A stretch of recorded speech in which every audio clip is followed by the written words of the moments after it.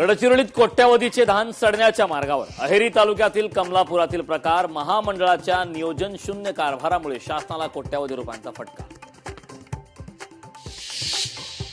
सिंधुदुर्गातील तिरोडा नाणोसा पुलाला तडे. एकेरी वाहतूक सुरू. वाहनधारक आणि नागरिकांना सावधानतेचा इशारा. तातडीने दुरुस्तीची मागणी. महाराष्ट्र शासन दहीहंडी उत्सवाला युनेस्कोमध्ये घेऊन जाणार. सांस्कृतिक कार्यक्रम मंत्री ॲडव्होकेट आशिष शेलार यांची घोषणा. उत्सव साजरे करताना सुरक्षेच्या नियमांचं काटेकोर पालन करण्याचं आवाहन. राजापूर तालुक्यातील सवतकडा धबधबा पर्यटकांनी फुलला. वर्षा पर्यटनासाठी पर्यटकांची गर्दी. नेवीनगरमध्ये खलाशाने आपल्या पत्नी आणि 2 मुलांसह आत्महत्या केल्याने खळबळ. विष प्रयोग करून पत्नी आणि मुलांचा मृत्यू. आत्महत्येचं कारण अद्याप अस्पष्ट. नागपंचमीच्या दिवशी सर्पदंश अधिसूचित आजार म्हणून घोषित करा. भाजप आमदार विक्रम पाचपुते यांची मागणी.